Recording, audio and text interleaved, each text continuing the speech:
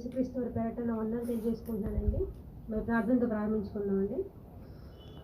పరలోకమందున మా కన్న తండ్రి దేవా, మరొకసారి మీ తండ్రిని పిలిచే భాగ్యాన్ని తండ్రి, మీ పిల్లలతో పాటు తండ్రి మీ యొక్క మాటల్ని తండ్రి నేర్చుకునే అవకాశాన్ని మాకు ఇచ్చినందుకు వందనము.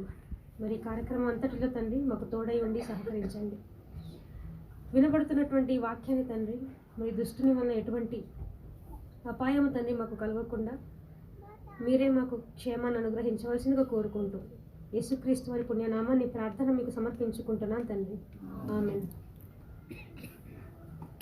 మరి ముందుగా ఈరోజు పుట్టినరోజు జరుపుకుంటున్నటువంటి పాపకు మరి పుట్టినరోజు శుభాకాంక్షలు తెలియజేసుకుంటున్నాను. ఓకే అండి. మరి ప్రకటింపబడినట్లు ఈరోజు మనం ఒక చక్కటి అంశాన్ని నేర్చుకుందాం. దేవుని దయా కిరీటము. ఏమండి? దేవుని దయా కిరీటము. పిల్లరా, దేవుని దయా కిరీటము అని ఎందుకు అంశం ఈరోజు మాట్లాడుతున్నానో మీకు పాఠం జాగ్రత్తగా వింటే అర్థమవుతుంది. ఏమండి? మరి ఎండాకాలము, పైగా చల్లటి రాత్రి కాబట్టి నిద్ర వచ్చినట్టు ఉంటుంది, కానీ నిద్రపోకండి, జాగ్రత్తగా వినండి. ముందుగా పుట్టుక. ఏమండి? మనిషి యొక్క పుట్టుక ఎలా జరుగుతుంది? మనిషి యొక్క పుట్టుక ఎలా జరుగుతుంది? ఎవరి అనుమతి వల్ల జరుగుతుంది అని అంటే హవ్వ ఒక సమాధానం చెప్తుందండి. ఏమండి? ఆది కాండంలో ఉంటుంది. ఆది కాండము 4వ అధ్యాయము, ఆది కాండం 4వ అధ్యాయము 1వ వచనం. పిల్లరా, ఆది కాండం 4వ అధ్యాయము 1వ వచనము. ఆదాము తన భార్య అయిన హవ్వను కూడినప్పుడు ఆమె గర్భవతి అయి కయీనును కని, యెహోవా దయ వలన నేను ఒక మనిషిని సంపాదించుకున్నాను నేను. ఇలారా, మరి ఆదాం హవ్వలు తప్పు చేసిన తర్వాత దేవుడు గెంటేస్తాడండి. ఏదైనా వనం నుంచి అలా గెంటేస్తాడు. గెంటేసిన తర్వాత మరి వారి ఇరువురు కూడినప్పుడు హవ్వ గర్భవతి అయినప్పుడు తను ఎవరిని పొందుకుంటుందంట? కయీనును పొందుకుంటుంది. కయీనును కన్నప్పుడు తను ఏమని సమాధానం ఇస్తుంది? ఏమని చెబుతుంది? చూడండి జాగ్రత్తగా. అక్కడ మీరు చదివితే, యెహోవా దయ వలన నేను ఒక మనిషిని సంపాదించుకున్నాను అంటే, ఒక మనిషిని పుట్టుక జరుగుతుందంటే దాని వెనక ఎవరున్నారని అర్థం? దేవుడు. అలాగే దేవుని దయ ఉందని అర్థం. అంటే దేవుని దయ లేనిదే మనుషుడు పుట్టడా ఈ లోకంలో? ఖచ్చితంగా పుట్టడని అర్థం. అంటే దేవుని దయ వల్ల మనం ఏమవుతున్నాం? ఇంకా బ్రతుకుతున్నాం, పుట్టాం. మనిషి యొక్క ఆయుష్కాలాన్ని మనం ఆలోచిస్తారండి. మరి పూర్వము, ఏమండి? పూర్వము ఆది కాండంలో అసలు ఎంత వయసు ఇచ్చాడు దేవుడు మనుషులకు? ఏమండి? ఎంత వయసు ఇచ్చాడు మనుషులకంటే ఇంచుమించుగా 1000 సంవత్సరాలండి. ఎలా చెప్పగలం అంటే, మరి ఆది కాండంలో వంశావళి మనం చదువుకున్నట్లయితేనండి, 5వ అధ్యాయం ఆది కాండం, 5వ అధ్యాయము ఆది కాండము 26వ వచనం. ఆది కాండం 5వ అధ్యాయము 26, 27 వచనం చదవండి. మెతుషల లెమెకును కనిన తరువాత 782 ఏళ్ళు బ్రతికి కుమారులను కుమార్తెలను కనెను. మెతుషల దినములన్నీ 969 ఏండ్లంట. అంటే ఇంచుమించుగా దగ్గరగా 1000 సంవత్సరాలండి. ఏమండి? అంటే 1000 సంవత్సరాల ఆయుష్కాలం దేవుడు మొదటి నరునికి ఇచ్చింది. అంటే ఆ కాలంలో ఉన్నటువంటి మనుషులకు ఇచ్చింది 1000 సంవత్సరాలు. అలాగా వెళ్తూ వెళ్తూ వెళ్తూ మోషే గారి కాలానికి వచ్చేసరికి ఎన్ని సంవత్సరాలు ఇవ్వబడింది మోషే గారికి? 120 సంవత్సరాలు. ఏమంటే 1000 సంవత్సరాలు ఎక్కడ, 120 ఎక్కడండి బాబు? ఎంత తక్కువ చేశాడు చూడండి. అంటే మనిషి యొక్క ఆయుష్కాలం పోను పోను దేవుడు తక్కువ చేశాడు. అలాగే కీర్తనలో మనం ఆలోచించుకున్నట్లయితే, ఏమంటే 60-70 సంవత్సరాలు. అధిక బలం ఉన్నాడు ఎన్ని సంవత్సరాలు? 80 సంవత్సరాలు. అంటే 120 కాదు, ఇప్పుడు ఎంత? 60, 70, 80 సంవత్సరాలు. అది పాత నిబంధన వరకు మాత్రమే. మళ్ళీ ఇప్పుడు కొత్త నిబంధనకు వచ్చేద్దాం. కొత్త నిబంధన ఎంత అంటే మన ఆయుష్ ఇంతలో కనబడి అంతలో మాయమైపోవు ఆవిరి వంటి వారే. అంటే ఆవిరితో పోల్చాడండి మన వయసు. ఒక నంబర్ కూడా లేదు, కనీసం 50 లేదు, 60 కూడా లేదు. ఆవిరి ఆవిరి ఎంతసేపు కనిపిస్తుంది ఏమండి? ఆవిరి ఎంతసేపు? ఏదైనా వంట వండుతున్నారండి, గిన్నె గిన్నె మూస్తారు కదా, ఆ ప్లేట్ తీసాక ఆవిరి వల్ల బగ్గుమని ఉంటుంది. తర్వాత మీరు ఒకటి గరిటె తిప్పేసరికి ఆవిరి ఉంటుంది, అక్కడే వెయిట్ చేస్తూ ఉంటుందా? అది వెళ్ళిపోయి ఉంటుంది అంతే. క్షణంలో మాయమైపోతుంది ఆవిరి, క్షణంలో మాయమైపోతుంది. అలాంటి ఆవిరితో మన జీవితాన్ని దేవుడు పోల్చాడండి. అంటే మన ఆయుష్ కాలానికి ఏం లేదు, గ్యారంటీ లేదు.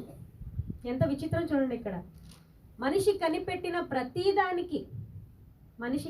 ప్రతిదానికి వాటర్ బాటిల్ కూడా ఒక గ్యారంటీ ఉంటుంది, ఒక ఎక్స్పైరీ డేట్ ఉంటుంది. ఇంత ఒక నెల లేకపోతే వారం 10 రోజులు అంత లోపలే తాగాలి. ఎక్స్పైరీ అయ్యాక మనం తాగామనుకోండి ఇది విషంగా మారిపోతుంది. ఆఖరికి మనిషి కనిపెట్టిన ఒక వాటర్ బాటిల్ కూడా ఎక్స్పైరీ ఉంది. అలాగే ఈ ఫ్రిడ్జ్లు కొన్నాం అనుకోండి, ఎన్ని సంవత్సరాలు ఇస్తాడు వారంటీలు? అంటే గ్యారంటీ ఒక 5-6 సంవత్సరాలు. మహా పెద్ద కంపెనీలు కొన్నాం అనుకోండి 10 సంవత్సరాల వారంటీ ఇస్తాడు. అంటే మనిషి కొనుగొన్నటువంటి ప్రతి దానికి వారంటీ ఉంది, కానీ చేస్తున్న మనిషికి మాత్రం వారంటీ లేదు, గ్యారంటీ కూడా లేదు. ఎందుకు ఏమండి? అలాంటి గ్యారంటీలు లేని మనుషులుగా ఉన్న మనం ఇంకా బ్రతుకుతున్నామంటే దానికి కారణం ఏంటి ఏమండి? కీర్తనల గ్రంథంలో రాయబడింది చూడండి. కీర్తనల గ్రంథము 65వ అధ్యాయము, కీర్తనలు 65వ అధ్యాయము 11వ వచనం అండి. కీర్తనలు 65వ అధ్యాయము 11వ వచనం అండి, చదవండి. సంవత్సరమును నీ దయా కిరీటమును ధరింపజేసి ఉన్నావు. ఏమండి? మన జీవితంలో ఒక సంవత్సరం వస్తుందంటే దాని అర్థం ఏంటంట, దేవుని దయా కిరీటం మనకు ఉంది కాబట్టి. మనం అందరం ఇప్పుడు బతుకున్నాం ఏమండి? ఊపిరి పీల్చుకోగలుగుతున్నాం, శ్వాస ఆడుతుంది, ఇంకా జీవిస్తున్నాం. దాని అర్థం ఏంటి? దేవుని యొక్క దయా కిరీటం మనందరిపైన ఏం చేయబడింది? ఉంచబడింది. అందుకే ఇంకా బ్రతుకుతున్నాం. అందుకే ఇక్కడ ఎంత చక్కగా రాస్తున్నావు చూడండి. 11వ వచనంలో సంవత్సరమును నీ దయా కిరీటము. ఒక సంవత్సరం మనకు వచ్చిందంటే దేవుని దయ ఉంది, దేవుని దయా కిరీటం మనకు ధరింపజేశాడు. మరి ఇలా చెప్పినటువంటి దేవుడే అదే కీర్తనల గ్రంథంలో మరో మాట అన్నాడండి. 90వ కీర్తనలు 90వ అధ్యాయము 3వ వచనం. కీర్తనల గ్రంథం 90వ అధ్యాయము 3వ వచనం. నీవు మనుషులను మంటికి మార్చుచున్నావు, నరులారా తిరిగి రండని నీవు సెలవిచ్చుచున్నావు. ఇదేంటిది? మనం ముందు చదువుకున్నాం ఏమని? సంవత్సరమును నీ దయా కిరీటం అన్నాడు. అంటే ఒక సంవత్సరమును దేవుడు మనిషికి ప్రసాదిస్తున్నాడంటే దయ చూపిస్తున్నాడు అని అర్థం. అది 90వ కీర్తనకు వచ్చేసరికి దేవుడు ఏమంటున్నాడు? మనుషులారా వచ్చేయండి అంటున్నాడు, నరులారా తిరిగి వచ్చేయండి. మనుషుల్ని మంటికి మార్చేస్తున్నాడంట. అంటే దీని అర్థం ఏంటి అసలు? ఒక చోటేమో దయా కిరీటాన్ని పెట్టి నేను ఇంకా బ్రతికింపజేస్తున్నాను అన్న దేవుడే 90వ కీర్తనకు వచ్చేసరికి మనుషుల్ని చంపేస్తున్నాడు, మంటికి మార్చేస్తున్నాడు, నరులారా తిరిగి వచ్చేయండి అని చెప్తున్నాడు. అంటే ఏంటి దీని అర్థం? అప్పుడప్పుడు అంటారు కదా, ఆడవారి మాటలకు అర్థాలే వేరులే అని. మరి దేవుని మాటకి ఇప్పుడు అర్థం ఏంటి ఏమండి? పెద్ద జ్ఞానమే ఉందండి ఇక్కడ. అది మనకు అర్థం కావాలంటే ఎవరినో అడగనక్కర్లేదు, బైబిల్నే అడగాలి. మరి ఆయన మాటల వెనకాల ఉన్నటువంటి సారం ఏంటి మనకు అర్థం కావాలంటే ఆయన సంకల్పం మనకు అర్థం కావాలి. ఏమండి? ఆయన సంకల్పం మనకు అర్థం కావాలి. అసలు ఏ సంకల్పం మేరకు దేవుడు మనుషుల్ని పుట్టిస్తున్నాడు అనేది మనకు అర్థం కావాలి. చూసుకుందాం. ఎఫెసీయులకు రాసినటువంటి పత్రిక 2వ అధ్యాయము 10వ వచనం. ఎఫెసీ పత్రిక 2వ అధ్యాయము 10వ వచనం అండి. మరియు వాటి యందు మనము నడుచుకొనవలెనని దేవుడు ముందుగా సిద్ధపరిచిన సత్క్రియలను చేయుటకై మనము క్రీస్తు యేసునందు సృష్టింపబడిన వారమై ఆయన చేసిన పని అయి ఉన్నాము. ప్రతి మనిషి యొక్క జన్మ కారణాన్ని దేవుడు ఇక్కడ చెప్పేస్తున్నాడండి. ఎందుకు మనిషికి దయా కిరీటాన్ని ధరింపజేసి దయ చూపించి మనుషులను ఎందుకు పుట్టిస్తున్నాడంటే కారణం ఒకటే, ఏంటి? ముందుగా సిద్ధపరిచిన సత్క్రియలను చేయుటకై మనం ఏం చేయబడ్డామంట? పుట్టింపబడ్డాము. ఏమండి? సత్క్రియలను చేయుటకై. మనం పుట్టాక పని రాలేదు ఇక్కడ. మనం పుట్టాము కనుక దేవుడు పనిని నియమించలేదు. పని ఉంది కాబట్టి దేవుడు ఏం చేశాడు? మనల్ని కన్నాడు. అందుకే ముందుగా సిద్ధపరిచిన సత్క్రియలనేవి ముందుగానే సిద్ధపరిచేశాడు. ఆ సత్క్రియల్ని చేయడానికి దేవుడు దయ చూపించి మనల్ని పుట్టిస్తున్నాడు అన్నమాట. ఏమండి? దేవుడు పుట్టించాడు, మనిషి భూమి మీదకి వచ్చాడు. కానీ మనిషి భూమి మీదకి వచ్చి ఏం చేస్తున్నాడు? సత్క్రియలు జ్ఞాపకం ఉన్నాయి అప్పుడు అతనికి లేదు. సత్క్రియలన్నీ మర్చిపోయాడు. అసలు దేవుడు ఉన్నాడన్న విషయమే మర్చిపోయాడు. ఏమండి? ఆదాము అవ్వల పరిస్థితులు మనం ఆలోచిస్తే వాళ్ళు దేవునికి దూరం అయిపోతారండి. ఆ తర్వాత వాళ్ళ నుంచి వచ్చిన సంతానం ఏమైనా బాగుందా, దేవుల్లో బ్రతికారా అంటే పుట్టిన తొలి కుమారుడు ఏమైపోయాడు? నరహంతకుడు అయిపోయాడు. సొంత తమ్ముడిని చంపేశాడు. పోనీ అక్కడి నుంచి వచ్చిన వాళ్ళు ఏమైనా బాగున్నారా అంటే లేరు. కయ్యను ఒక్కడిని చెప్తే నేను ఇంకొకటి ఇద్దరిని చంపాడంట. ఉంటుంది మనకు, అలా చదువుకుంటూ వెళ్తే కనిపిస్తుంది. అలా నోహు గారి కాలానికి వచ్చేసరికి ఈ భూమిని దేవుడు తొంగి చూస్తే ఆయనకి ఏం కనిపిస్తుందో తెలుసా? మనుషులు కనిపించట్లేదు. ఏం కనిపిస్తుంది? పాపం కనిపిస్తుంది అంట. ఒకసారి ఆ మాటను చూసుకుందాం. ఆదికాండం 6వ అధ్యాయము.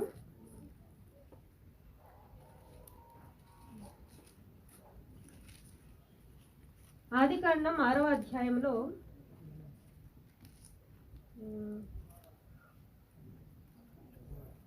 5వ వచనం. 5వ వచనం. ఆదికాండం 6వ అధ్యాయం 5వ వచనం అండి. నరుల చెడుతనము భూమి మీద గొప్పదనియు వారి హృదయము యొక్క తలంపులలోని ఊహ అంతయు ఎల్లప్పుడూ కేవలము చెడ్డదనియు యెహోవా చూచి తాను భూమి మీద నరులను చేసినందుకు యెహోవా సంతాపము నుండి తన హృదయంలో నొచ్చుకొనెను. పిల్లరా, మరి ఇక్కడ ఆదికాండం 6వ అధ్యాయం 5వ వచనంలో చెప్తున్నట్లు నరుల చెడుతనము భూమి మీద గొప్పదనియు. భూమి మీద ఏది గొప్పదిగా కనిపిస్తుందంట దేవునికి? ఏమండి? ఏది గొప్పది కనిపిస్తుందంట? నరుల చెడుతనము. దేవుడు ఎలాంటి వాడు? దేవుడు పాప అండి? పరిశుద్ధుడు, నీతిమంతుడు. దేవదూతలకు గాన ప్రతిగానాలు చేస్తున్నాయంట. ఏమని చెప్పి? పరిశుద్ధుడు, పరిశుద్ధుడు, పరిశుద్ధుడు. అలాంటి ఆయన కడుపులో ఎవరు పుట్టారు? ఇప్పుడు చీడపురుగులు పుట్టేశారు. వీళ్ళేమని చెప్పాలి? పాపులు, పాపులు, పాపులు. అందుకే దేవుని కోపం వచ్చిందండి.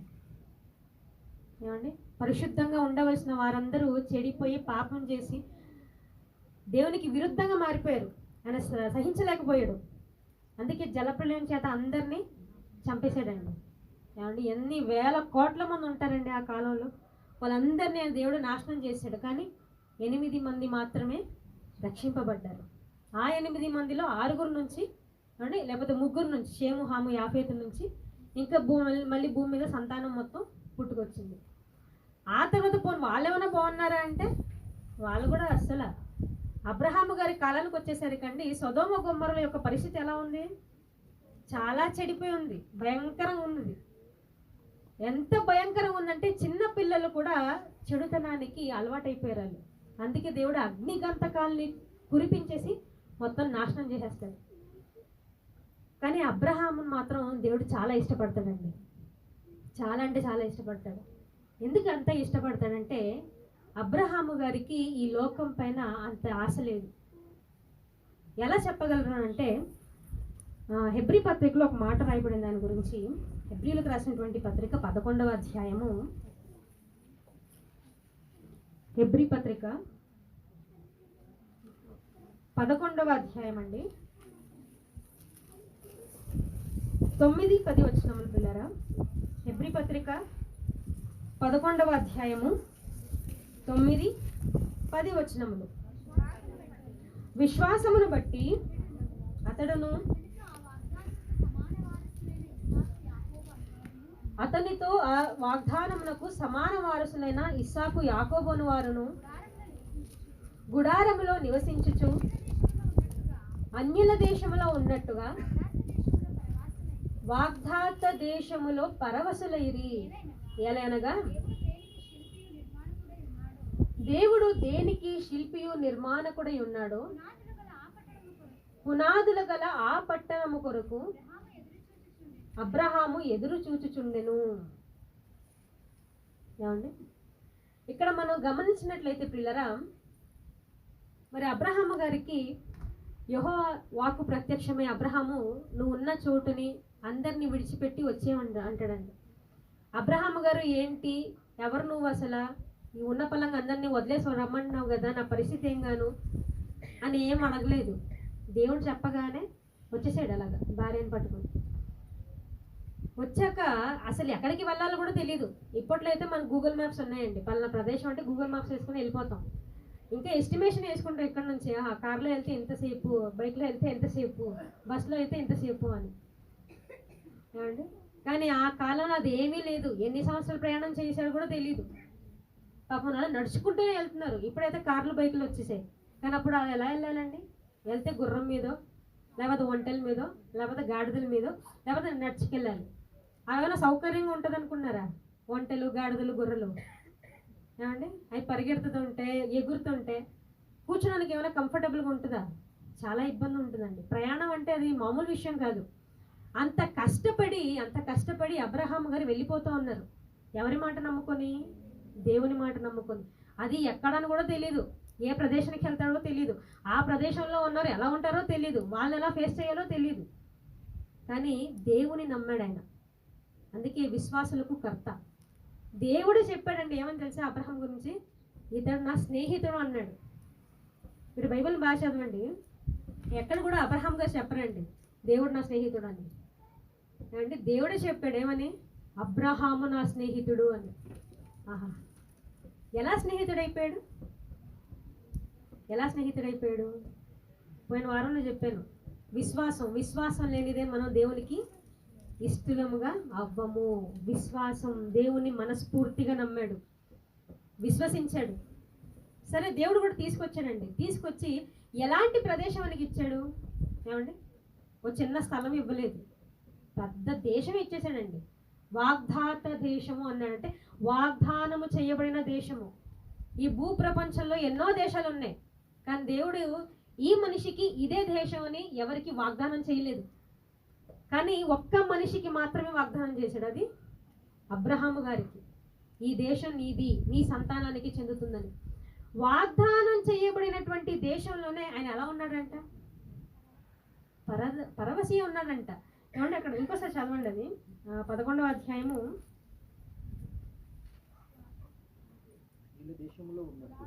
9వ వచనం. అన్యుల దేశంలో ఉన్నట్టుగా వాగ్దాత దేశంలో పరవశులై ఉన్నారు. అలాగే గుడారములో నివసించని అని ఉంటుంది చూడండి, 9వ వచనంలో. విశ్వాసమును బట్టి అతడును అతనితో ఆ వాగ్దానమునకు సమాన వారసులైన ఇస్సాకు యాకోబు అనువారును గుడారములో నివసించుచు అన్యుల దేశములో ఉన్నట్టుగా వాగ్దాత దేశంలో పరవశులైరి. ఏమండి, కేవలం అబ్రహాము గారు మాత్రమేనా అలా ఉన్నారు అని అనుకుంటే పొరపట్టండి. ఎవరు కూడా ఉన్నారంట? ఇస్సాకు ఉన్నారు, యాకోబు గారు ఉన్నారంట. వాగ్దానం చేయబడినటువంటి దేశంలో గుడారాలు వేసుకొని నివసించారంట. ఎందుకు అంటే ఈ భూమి మీద వారికి ఆశ లేదా? ప్రేమ లేదా? లేదు. మరి దేని మీద ఆశ ఉంది? అసలు దేనిపైన వారి దృష్టి ఉంది? అది కింద చెప్పిన చూడండి 10వ వచనంలో. ఏలయనగా దేవుడు దేనికి శిల్పియు నిర్మాణకుడై ఉన్నాడో పునాదులు గల ఆ పట్టణము కొరకు అబ్రహాము ఎదురు చూచుచుండెను. బాగా గమనించండి, ఇక్కడ ఎటువంటి పట్టణము కొరకు అబ్రహాము ఎదురు చూచుచున్నాడంట? పునాదులు గల ఆ పట్టణము కొరకు. అంటే ఇప్పుడు ఆయన నివసిస్తున్నటువంటి పట్టణముకు పునాది ఉన్నట్ట లేనట్ట? ఉన్నట్ట. ఏమండి, ఇక్కడ 10వ వచనంలో మీరు జాగ్రత్తగా ఆలోచిస్తే ఏమని చెప్పినాడు? ఏలయనగా దేవుడు దేనికి శిల్పియు నిర్మాణకుడై ఉన్నాడో పునాదులు గల ఆ పట్టణము కొరకు, పునాదులు గల ఆ పట్టణము కొరకు అబ్రహాము ఎదురు చూచుచుండెను అంటున్నాడు. అంటే అబ్రహాము గారు ఒక పట్టణం కోసం ఎదురు చూచుచున్నాడు. ఆ పట్టణానికి పునాదులు ఉన్నాయి. మరి ఇప్పుడు ఆయన ప్రస్తుతం నివసిస్తున్నటువంటి పట్టణానికి పునాదులు ఉన్నాయా లేనట్ట? లేనట్టు. అంటే అశాశ్వతమైన పట్టణం ఇది అనగా అని ఆయనకు అర్థమైపోయింది. ఇది శిథిలం అయిపోతుంది, నశించిపోతుంది. కానీ నశించడం అవ్వనిది, లేకపోతే అక్షయమైనటువంటి ఒక పట్టణం ఉంది. ఆ పట్టణం పరలోకం, దానికి నేను వెళ్ళాలి అని ఆయన ఆశపడ్డాడండి. దానికోసం ఆయన దృష్టి ఉంచాడు. ఏమండి, అందుకే అబ్రహాము గారు విశ్వాసులకు తండ్రి అనబడ్డారు. అలాగే మనం అలా కింద చదువుకున్నట్లు పోతేనండి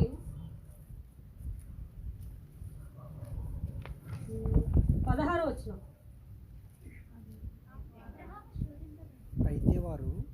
అయితే వారు మరి శ్రేష్టమైన హెబ్రీ పత్రిక 11వ అధ్యాయం 16వ వచనం. అయితే వారు మరి శ్రేష్టమైన దేశము అనగా పరలోక సంబంధమైన దేశమును కోరుచున్నారు. పరలోక సంబంధమైన దేశమును కోరుచున్నారు.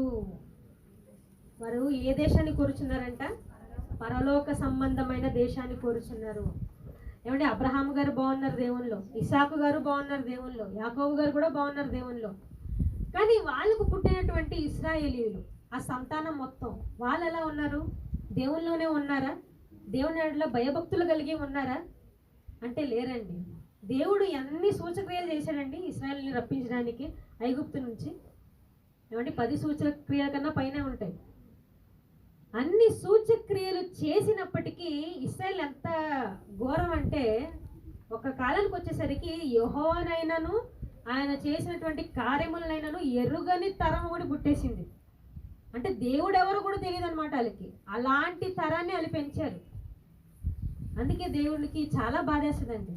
దేవుని గురించి చెప్పడానికి, దేవుని మనసును తెలపడానికి నానా సమయంలో కాలాలలో ప్రవక్తల్ని పంపిస్తూనే ఉంటాడండి ఆయన దేవుని గురించి చెప్పడానికి. అయినప్పటికీ ప్రవక్తల్ని పంపించిన ప్రవక్తలని ఏం చేసేవాళ్ళు? రాళ్ళతో కొట్టి చంపేయడం, అవమానం చేసేయడం, ఇలాగే ఉంటారు వీళ్ళ పనులు. అందుకు దేవుడు చాలా బాధపడి ఒక మాట అంటాడండి ఇర్మియా ప్రవక్త చేత వ్రాయిస్తూ. ఇర్మియా గ్రంథం 2వ అధ్యాయము 32వ వచనం. ఇర్మియా గ్రంథం 2వ అధ్యాయము 32వ వచనం అండి. కన్యక తన ఆభరణములను మరుచున, కన్యక తన ఆభరణములను మరచున, పెండ్లి కుమారి తన వడ్డాణమును మరచున, పెండి కుమారి తన వడ్డానమును మరచున, నా ప్రజలు లెక్కలేనన్ని దినములు నన్ను మరచి ఉన్నారు. నా ప్రజలు లెక్కలేనన్ని దినములు మరిచి ఉన్నారు. ఏమండి, ఎంత బాధ కదండి. మీరు మీరు కన్న పిల్లలు మిమ్మల్ని మర్చిపోయారు అనుకోండి, ఎలా ఉంటుంది మీకు? సంతోషంగా ఉండగలరా? అస్సలు. దేవుడు బాధపడుతూ చెప్తున్నాడు ఇక్కడ, నా జనులైనటువంటి ఇశ్రాయేలీయులు ఒకరోజు 2 రోజులు కాదు, పోనీ 1 సంవత్సరం 2 సంవత్సరం కూడా కాదు, లెక్కలేనన్ని దినాలు నన్ను మరచి ఉన్నారు. లెక్కలేనన్ని దినాలు మరచి ఉన్నారు. అసలు ఎందుకు వాళ్ళు మర్చిపోయారు? ఏమంటే దేవుణ్ణి వాళ్ళు ఎందుకు మర్చిపోయారు? కారణం ఏంటి? హెబ్రీ పత్రిక 11వ అధ్యాయము, అక్కడే ఆన్సర్ ఉంటుందండి. హెబ్రీ పత్రిక 11వ అధ్యాయము 15వ వచనం. వారు ఏ దేశము నుండి వచ్చిరో ఆ దేశమును జ్ఞాపకమందుంచుకున్న ఎడల. హెబ్రీయులకు రాసినటువంటి పత్రిక 11వ అధ్యాయము 15వ వచనం. వారు ఏ దేశము నుండి వచ్చిరో ఆ దేశమును జ్ఞాపకమందుంచుకున్న ఎడల మరలా వెళ్ళుటకు వారికి వీలు కలిగి ఉండును. ఎందుకు ఇశ్రాయేలును మర్చిపోయారు? ఇశ్రాయేల్ అనే కాదు, ఇప్పుడు మనం కూడా. అంటే మనం కూడా ఎందుకు మర్చిపోతున్నాం? కారణం, మనం వచ్చిన దేశం మనకు గుర్తులేదు, మనం వెళ్ళవలసిన దేశం మనకు గుర్తులేదు. అసలు మనం వచ్చిన దేశం కానీ వెళ్ళవలసిన దేశం కానీ ఎక్కడ రాయబడి ఉంది? బైబిల్లోనే వ్రాయబడి ఉంది. మరి మనకి ఎప్పుడు గుర్తుంటుంది? బైబిల్ని చదివినప్పుడు, దేవుల్లో ఉన్నప్పుడు మనకు గుర్తుంటుందండి. ఏమండి, మనం ఇంత చేసిన దేవునికి ఇంకా మన పైన కరుణించి దయాకిరీటాన్ని ప్రసాదింపజేసి ధరింపజేసి ఇంకా జీవాన్ని ఇస్తున్నాడంటే దాని అర్థం ఏంటో తెలుసా? మన పని ఇంకా అవ్వలేదని అర్థం. మన పని ఇంకా అవ్వలేదు, ఇంకా ఉందన్నమాట. మనకు పని చాలా ఉంది. ఆ పని సంపూర్తి చేసాకే మనకు చావు వస్తుంది. ఏమండి, యోహాను సువార్త, యేసుక్రీస్తు వారి సందర్భాన్ని ఒకసారి చూసుకుందాము.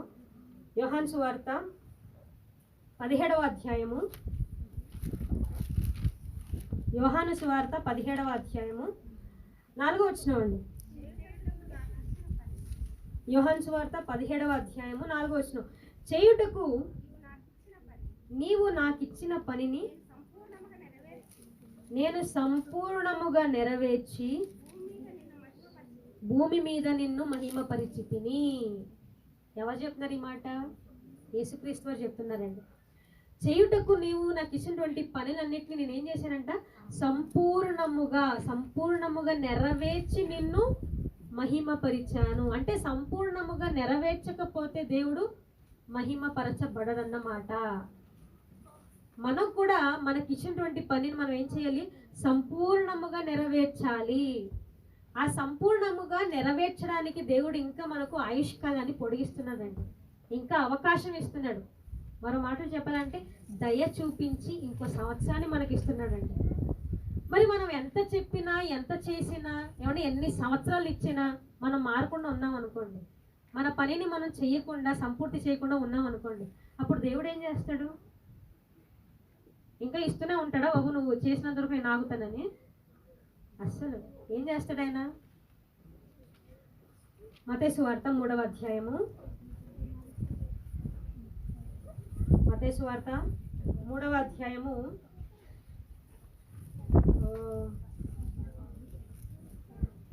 గొడ్డలి చెట్ల వెరణ ఉంచబడి ఉన్నది. 10వ వచనం. మత్తయి సువార్త 3వ అధ్యాయము 10వ వచనం.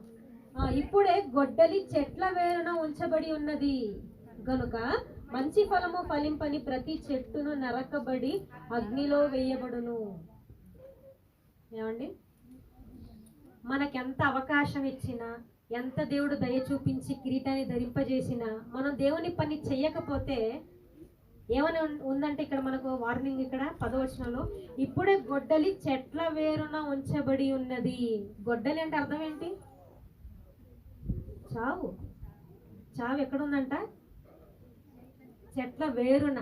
మన భాషలో చెప్పాలంటే మన పీకల చుట్టన. ఏమండి, దేవుడు కరుణిస్తున్నాడు, కరుణామయుడు కాబట్టి ఆసరాగా తీసుకోకూడదండి. దేవుడు దీర్ఘశాంతుడే, కాదని చెప్పట్లేదు. కానీ ఆయన దీర్ఘశాంతానికి కూడా ఒక లిమిట్ ఉంటుంది.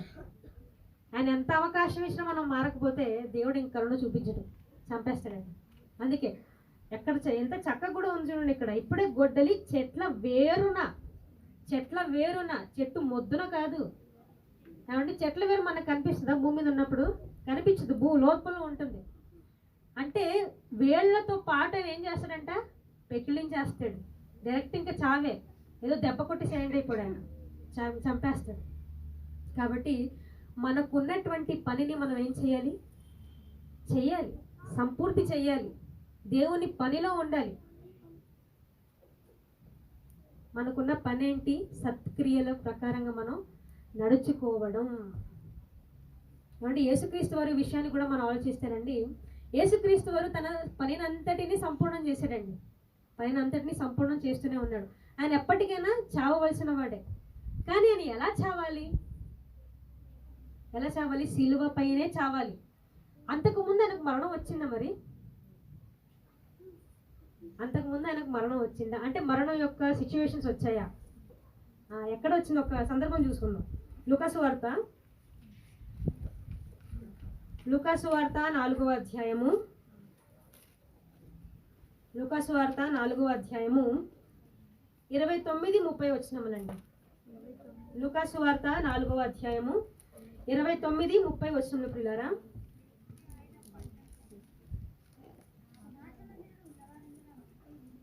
సమాజ మందిరములో ఉన్నవారందరూ ఆ మాటలు విని ఆగ్రహముతో నిండుకొని లేచి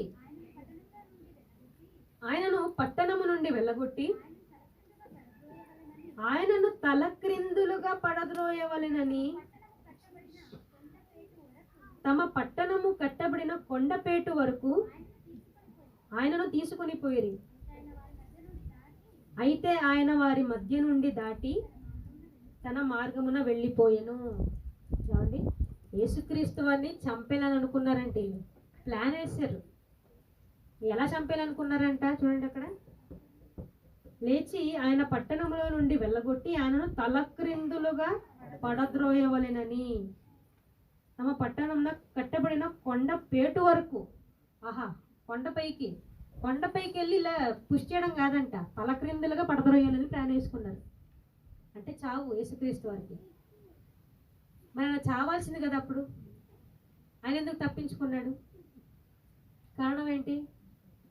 పని ఉందండి, పని ఉంది. పని ఇంకా సంపూర్తి కాలేదు కదా. పని సంపూర్తి అయ్యాకే ఆయనకు మరణం వచ్చింది. అలాగే మనం కూడా దేవుల్లో ఉన్నాం, ఇంకా బ్రతుకుతున్నాము అంటే దాని అర్థం ఇంకా పని ఉంది, మన పని ఇంకా సంపూర్తి కాలేదు. కాబట్టి మన చావు వచ్చినంత వరకు మనం పని చేస్తూనే ఉండాలి. అంతం వరకు ఎవరు సహిస్తారో వాడే రక్షింపబడును. అందుకే మనం ముందు చదువుకున్నట్లు మన ఆయుష్కాలం అలాంటిదంట, ఇంతలో కనబడి అంతలో మాయమైపోయే ఆవిరి వంటి వారము. అలాంటి ఆవిరి వంటి జీవితాన్ని కలిగినటువంటి మనం ఎప్పుడు ఎలా ఉండాలి? దేవుని పనిలో ఉండాలి. ఎప్పుడు దేవుని పనిలో ఉన్నప్పుడే మనకు మరణం వచ్చేసింది అనుకోండి, అదృష్టం, పరలోకానికి వెళ్ళిపోవచ్చు. కానీ మరణం ఇంకా వస్తుందిలే, మనం చక్కగా మన పనుల మీద మనం ఉందాం, దేవుడు టైం ఇస్తాడులే అనుకుంటే చాలా పొరపాటు. గొడ్డలి ఎక్కడుందంట? చెట్ల వేరు. అంటే మన మరణం పీకల చుట్టే ఉంది, ఒక్క చిటుకు చాలు చంపేయడానికి. కాబట్టి దేవుని దయా కిరీటాన్ని ఇప్పుడు మనం ధరింపజేసుకున్నాం. వాక్య ప్రకారంగా మనం జీవిస్తే, మన పనులు మనం సంపూర్తి చేసి మరణిస్తే ఇంకో కిరీటాన్ని ఇస్తాడు ఆయన. ఏంట కిరీటం? తిమోతి 2వ పత్రిక 2 తిమోతి పత్రిక 4వ అధ్యాయము 8వ వచనం. తిమోతికి రాసినటువంటి 2వ పత్రిక 4వ అధ్యాయము 8వ వచనం అండి. ఇక మీదట నా కొరకు నీతి కిరీటం ఉంచబడి ఉన్నది. ఏమండి, ఇక్కడ నీతి కిరీటం అన్నా జీవ కిరీటం అన్నా ఒకటేనండి. ఎప్పుడు మన కోసం నీతి కిరీటం ఉంచబడి ఉంటుంది? ఆ పైన చదవండి, ఇప్పుడు 7వ వచనం చదవండి. మంచి పోరాటము పోరాడి తిని నా పరుగు కడముట్టించి తిని విశ్వాసమును కాపాడుకుంటుని ఇక మీదట నా కొరకు నీతి కిరీటం ఉంచబడి ఉన్నది. పౌలు గారు చెప్తున్నట్టుగా మనం కూడా చెప్పాలండి. నేను కూడా దేవుల్లో ఉండి మంచి పోరాటాన్ని పోరాడాను, నా విశ్వాసాన్ని నేను కాపాడుకున్నాను, నా పరుగు కడముట్టించాను. అంటే నాకున్నటువంటి పనులన్నిటిని నేను సంపూర్తిగా చేశాను, దేవుని మహిమపరిచాను. దేవుడు దయాకిరీటాన్ని ధరింపజేశాడు నాకు, అని నేను మహిమపరిచేశాను, నా పనులన్నిటినీ నేను చేశాను. కాబట్టి నాకు ఇప్పుడు ఏముంటుంది? నీతి కిరీటం ఉంటుంది. ఆ నీతి కిరీటం కోసమే మనం ప్రయాసపడాలండి. అందుకే దేవుని దయా కిరీటము, దేవుని ప్రేమ అండి. ఇక్కడ మన నరులారా తిరిగి వచ్చేయండర్రా అంటే దాని అర్థం ఆయన ప్రేమతో పిలుస్తున్నాడు. ఆయన నా నుంచి దూరం అయిపోయారు బాబు, మీరందరూ ఈ మాయలో పడిపోయి లోకంలో బ్రతికిపోయి నన్ను మరిచిపోయి మీరు బ్రతుకుతున్నారు. కాబట్టి నన్ను తెలుసుకొని నా కోసం పని చేసి తొందరగా నా దగ్గరకు వచ్చేయండి అని ప్రేమతో పిలుస్తున్నాడు ఆయన. ఆ మాటలో ఉన్నటువంటి ఆంతర్యం అది. ఏమండి, ఉదాహరణకి జాన్సన్ విక్టర్ గారిని తీసుకున్నాం. జాన్సన్ అంకుల్ గారు మరి మరణించారు, ఇప్పుడు మన మధ్య లేరైనా. ఏమంటే ఎప్పుడు పాటలు లేకపోతే దేవుని పని, దేవుని మాటలు, ఎప్పుడు దాని మీదే ఆయన దృష్టి ధ్యాస మొత్తం అండి. ఏమండి, నైట్ మొత్తం ఆయన పడుకోడండి. ఇంచుమించు 3 గంటల వరకు పాటలు చేస్తూనే ఉంటారు, లేకపోతే 3 గంటలకే లేచిపోయి పాటలు చేస్తూ ఉంటారు. ఏదైనా మాట్లాడారు అనుకోండి, నార్మల్గా మీరు పలకరించిన ఆ బాగున్నానని చెప్పేసి మళ్ళీ దేవుళ్ళలోకి వెళ్ళిపోతారు. ఇప్పుడే ఒక పాట కట్టాను బాబు ఎంత బాగుందంటే అని పాట గురించి వివరిస్తాడు ఆయన.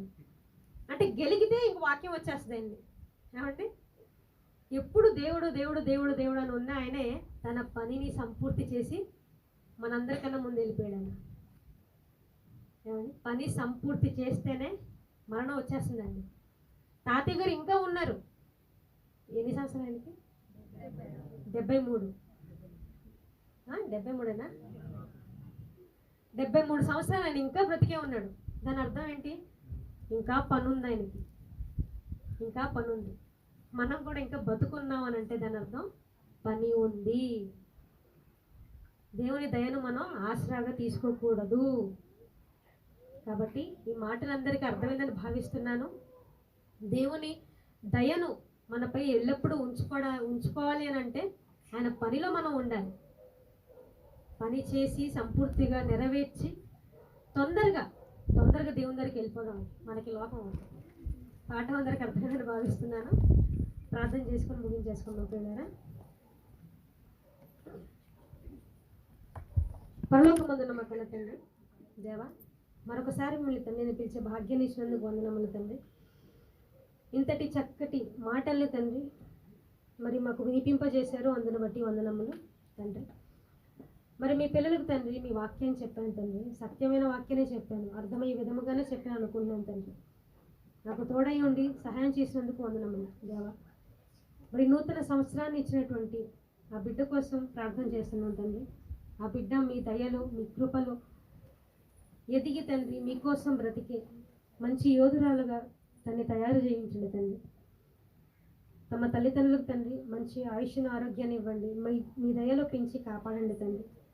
అలాగే తండ్రి సంఘంలో ఉన్నటువంటి ప్రతి ఒక్కరి కోసం ప్రార్థన చేస్తున్నాం తండ్రి. మా అందరికీ తండ్రి సదాకాలం మీరు తోడుగా ఉండండి దేవా. మీ పనిలో మేము ఎల్లప్పుడూ ఉండడానికి మాకు అనునిత్యం అవకాశాన్ని ఇవ్వండి తండ్రి. మీ పనిలోనే ఉన్నప్పుడే మరణాన్ని కూడా మాకు ఇచ్చేయండి తండ్రి. ఆ భాగ్యాన్ని మాకు ఇస్తారని నమ్ముతూ కోరుతూ ఇంతటి మంచి మాటల్ని మాకు నేర్పించిన తాతయ్య గారిని జ్ఞాపకం చేసుకోవాల్సిందిగా ప్రాధాయపడుచు యేసుక్రీస్తు వారి పుణ్య నామాన్ని ప్రార్థన మీకు సమర్పించుకుంటున్నాను తండ్రి. ఆమేన్. అందరికి వందనాలండి.